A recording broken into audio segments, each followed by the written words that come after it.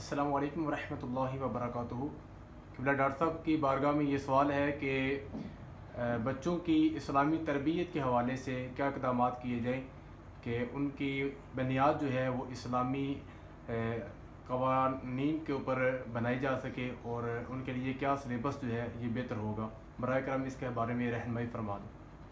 बिस्मिल्लाहिर्रहमानिर्रहीम सल्लल्लाहु अला हबीबिही मुहम्मदिन व अला आलिहि व सहबिही अजमाइन व अलैकुमुस्सलाम व रहमतुल्लाहि व बरकातुहू। दीन इस्लाम एक कामिल दीन है और ये इंसान की पैदाइश से लेकर उसकी वफ़ात तक की मुकम्मल रहनुमाई करता है। और हमारी जो नई नस्ल होती है, बच्चे जो होते हैं, ये किसी भी कौम का मुस्तकबिल होते हैं, फ्यूचर होते हैं। और अगर हम इनकी अच्छी तरबियत कर सकें, इनकी इस्लाम की मुताबिक तरबियत कर सकें, इनके दिलों में, इनके नए क़ुलूब व अज़हान में इस्लाम की और नबी करीम सल्लल्लाहु ताला अलैहि वसल्लम की मोहब्बत अगर हम पैदा कर सकें तो ये जवान होकर एक वाक़अतन इस्लामी शहरी बनेंगे और इस्लामी तशख़्ख़ुस को बरकरार रखेंगे। तो इसके लिए ज़रूरी है कि बच्चों की सतह पे आके उनको इस्लामी तालीमात सिखाई जाए। तो बच्चों की सतह की जो इस्लामी तालीमात हैं वो आप सब जानते हैं कि बच्चों को कहानी किस्सों से बड़ी मोहब्बत होती है।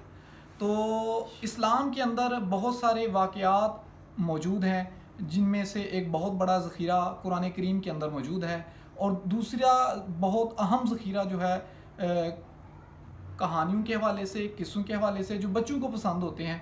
अगर उस हवाले से देखा जाए तो नबी करीम सल्लल्लाहु अलैहि वसल्लम की सीरत में वाक़यात मौजूद हैं।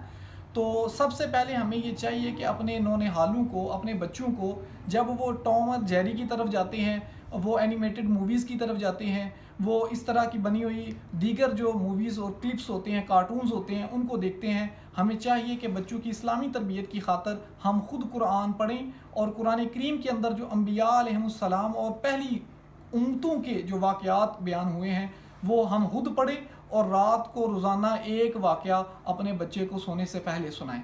हम बचपन में खुद सुना करते थे कहानियाँ।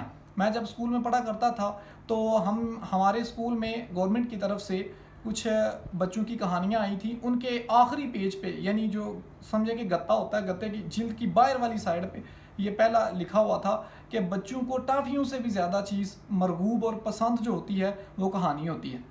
तो अगर हम बच्चों को टाफ़ी को छोड़ के, अगर आप कहानी सुनाते हैं ना, एक तरफ कहानी रखते हैं, दूसरी तरफ बच्चे के लिए एक जो है टाफ़ी रख देते हैं, तो बच्चा टाफ़ी छोड़ देता है, वो कहानी की तरफ चला जाता है। तो अगर हम इस्लाम की बुनियाद बच्चों के अंदर डालना चाहते हैं तो रोज़ाना रात को एक वाक़या ख़ुद भी कुरान का पढ़ें और अपने बच्चे को सुना दें।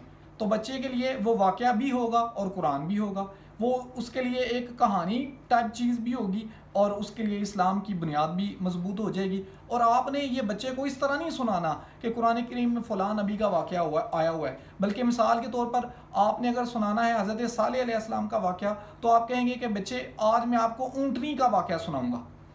ऊँटनी का जिक्र करेंगे। बच्चे के लिए इंसान की निस्बत जानवर और परिंदों का जिक्र जो होता है वो ज़्यादा काबिल कबूल होता है बच्चों की नफ्सियात के।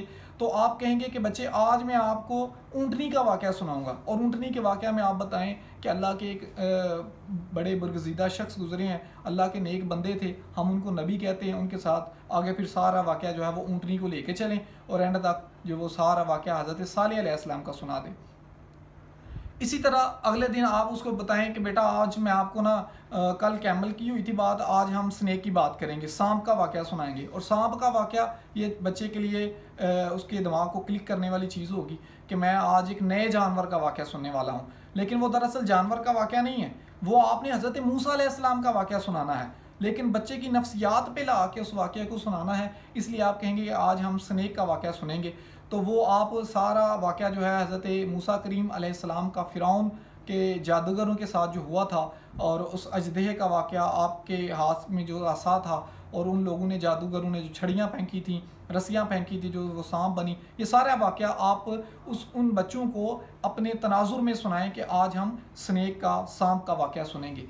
इसी तरह ये कुरान के दीगर वाक़यात जो हैं वो अगर आप उनको सुनाते हैं तो एक बहुत बड़ा ज़ख़ीरा कुरान, इल्मुल कुरान जो है वो बच्चे के सीने में उस दौर में बैठ जाएगा जब उसको ये भी मुकम्मल पता नहीं होता कि मैं कहाँ से आया, मेरा दुनिया में आने का मकसद क्या है, मैं कहाँ जाने वाला हूँ, लेकिन कुरान का बड़ा ज़ख़ीरा उसके दिमाग में बैठ जाएगा।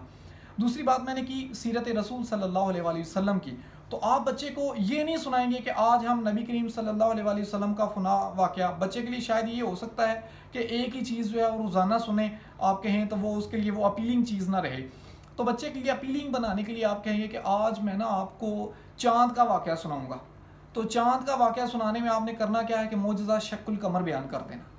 तो चाँद का वाक़या बच्चे के लिए अपीलिंग चीज़ होगा। अच्छा जी, मून का वाक़या सुनेंगे आज हम, तो वो सारी बात बता दे और बच्चे को मून की बात सुनाते सुनाते नबी करीम सल्लल्लाहु अलैहि वसल्लम का पूरा मोइज़ा सुना दे, तो बच्चे के लिए ये बड़ा इंटरेस्टिंग मामला होगा, बड़ी दिलचस्प चीज़ होगी। और बच्चे ने ऐसी चीज़ें स्कूल में मोहल्ले के लोगों से, रिलेटिव से कभी नहीं सुनी होंगी, और अगर आप ऐसी चीज़ें सुनाएंगे तो ये चीज़ उसके दिल में बैठ जाएगी, और ये चीज़ उसके दिल और दिमाग में रसूलुल्लाह सल्लल्लाहु अलैहि वसल्लम की ऐसी मोहब्बत डालेगी कि सारी ज़िंदगी को खींच के भी निकालना चाहिए तो निकाल नहीं पाएगा।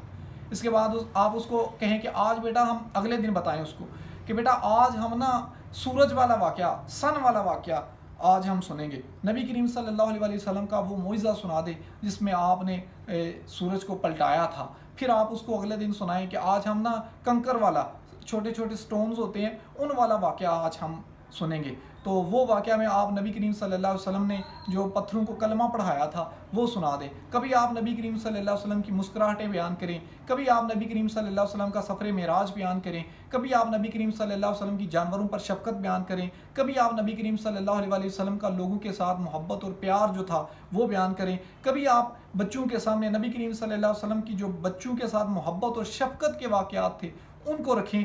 तो बच्चों के बिल्कुल छोटी उम्र में जब वो कहानियों में इंटरेस्टिंग होते हैं, जब वो कार्टून्स में दिलचस्पी लेते हैं, जब वो एनिमेटेड मूवीज़ के पीछे भागते हैं, तो उस उम्र में बहुत बड़ा कुरान का एक ज़ख़ीरा, बहुत बड़ा हदीस का ज़ख़ीरा, बहुत बड़ा सीरत रसूल का ज़ख़ीरा, और इसी तरह दीगर इस्लामी हीरोज़ जो हैं उनके तारीख़ी वाक़यात जो हैं वो भरे पड़े हैं हमारे यहाँ। हमारी तारीख़, हमारा कुरान, हमारी हदीस का ज़ख़ीरा ये बहुत रिच है, बहुत ज़रख़ेज़ है। हमें सिर्फ उसको उस एंगल से देखने की, उस ज़ाविया नज़र से देखने की और बच्चों को समझाने की ज़रूरत